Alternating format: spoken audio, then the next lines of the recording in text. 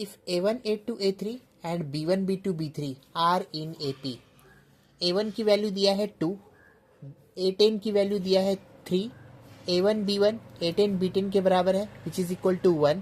We have to find the value of A4 B4. तो पहले general term का formula use करो. तो AN equals to A plus N minus 1 D. अब यहाँ से A1 बोलो क्या है, तो A1 मैंने देखा 2 है, और A10 बोलो क्या है, तो 3 है. ठीक है, AN का मतलब A10 हुआ.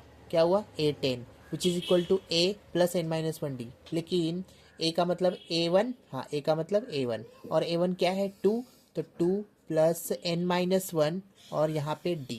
अब बोलो A10 क्या दिया है, तो A10 की वैल्यू 3 दिया है, तो 3 equals to 2 plus N minus 1. N minus 1 का मतलब हुआ 10 माइनस 1, तो यहाँ पे सीधा सीधा 10 लिख दो.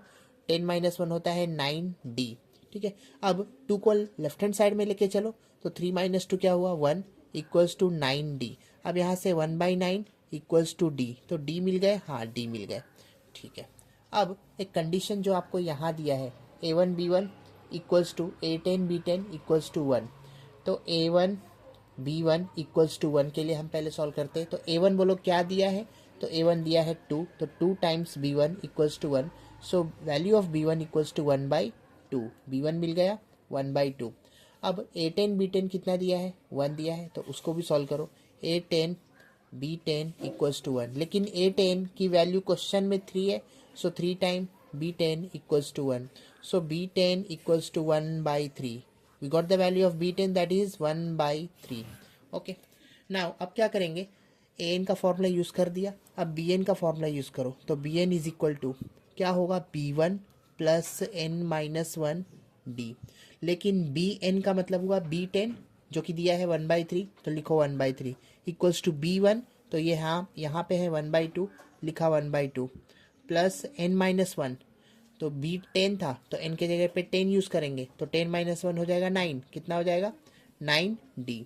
अब 1/2 को लेफ्ट हैंड साइड में लेके चलो, तो 1/3 माइनस 1/2 इक्वल्स टू 9D. ये 2 यहाँ पे, तो 2 माइनस 3 नीचे की तरफ, 3 2 6 इक्वल्स टू 9D.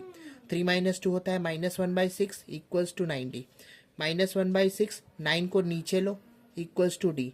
इसका मतलब -1/6 9 ज़ा 54 इक्वल्स टू D. ये 5 है, तो D कितना आया BN के लिए, तो BN के लिए D आया -1/54. अब बोला है प्रोडक्ट ऑफ A4 B4 निकालो, तो पहले हम सेपरेटली क्या करते हैं, A4 निकाल लेते हैं. तो A4 जो होता है A1 प्लस 3D, है ना.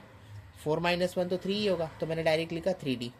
तो A1 बोलो क्या है, तो A1 है 2 प्लस 3, और D की वैल्यू AN से, तो 1/9 लिखा 1/9. 3 3 ज़ा, तो ये हुआ 2 प्लस 1/3. दैट इम्प्लाइज 3 2 ज़ा 6 प्लस 1 7/3. इतना चलेगा, हाँ. ये A4 की वैल्यू मिला जो हमें लगने वाला है मल्टीप्लिकेशन के लिए B4 के साथ. लेकिन अब B4 तो पहले निकाल लो, तो B4 क्या होगा, तो होगा B1 प्लस 4 माइनस 1 मतलब 3D.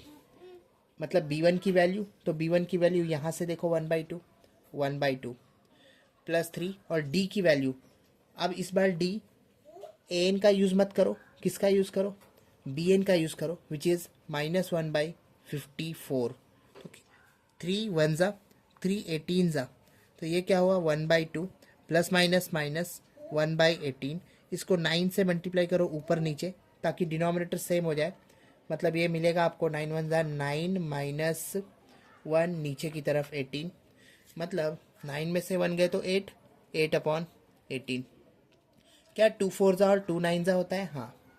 तो आंसर जो आया B4 का वो कितना आया 4/9. अब A4 B4 निकालना है, मतलब मल्टीप्लिकेशन ऑफ A4 B4. तो A4 कितना था 7/3, तो 7/3 मल्टीप्लाइड बाई B4 कितना 4/9, लिखा 4/9.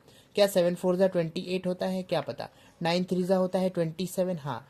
तो 28/27, इट मीन्स ऑप्शन D सही जवाब.